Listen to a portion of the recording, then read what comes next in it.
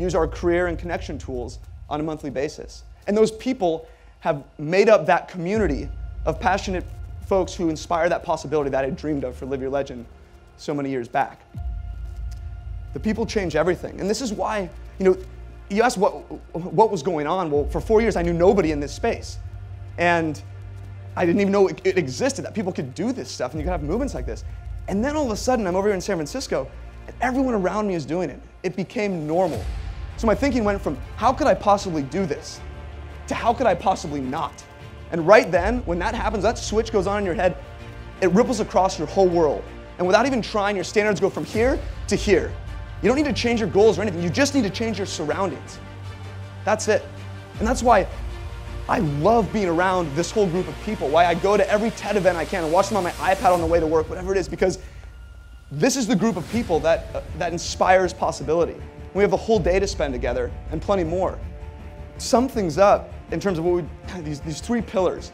They all have one thing in common more than anything else. They are 100% in our control. No one can tell you you can't learn about yourself. No one can tell you you can't push your limits and learn your own impossible and push that. No one can tell you you can't surround yourself with inspiring people or get away from the people who bring you down. You can't control a recession. You can't control getting fired or getting in a car accident. Most things are totally out of our hands. These three things are totally on us. And they can change our whole world if we decide to do something about it.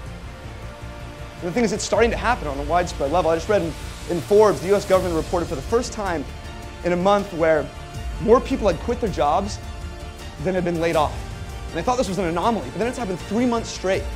In a time where people claim it's kind of a tough environment, people are pretty much giving a middle finger to this scripted life. The things that people say you're supposed to do in exchange for things that matter to them, and do the things that inspire them. And the thing is, people are waking up to this possibility that really the only thing that limits possibility now is imagination. That's not a cliche anymore. Like, I don't care what it is that you're into, what passion, what hobby. If you're into knitting, you can find someone who is killing it knitting, and you can learn from them. It's wild. And that's what this whole day is about, to learn from the folks speaking, and what we profile these people and Live Your Legend every day, because it shows people when ordinary people are doing the extraordinary, and when you can be around that, it becomes normal. And this isn't about being, Gandhi or Steve Jobs doing something crazy. It's just about doing something that matters to you and makes an impact that only you can make. Speaking of Gandhi, he was a recovering lawyer, as I've heard the term, and he was called to a greater cause, something that mattered to him, he couldn't not do. And he has this quote that I absolutely live by. First they ignore you, then they laugh at you, then they fight you, and then you win. Everything was impossible until somebody did it. You can either hang around the people who tell you it can't be done until you're stupid for trying, or surround yourself with the people who inspire possibility, the people who are in this room. Because I see it as our responsibility to show the world that what's seen as impossible can become that new normal. And that's already starting to happen. For us to do the things that inspire us so we can inspire other people to do the things that inspire them. But we can't find that unless we know what we're looking for. We have to do our work on ourselves, be intentional about that, and make those discoveries.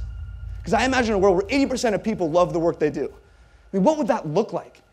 What would the innovation be like? How would you treat the people around you?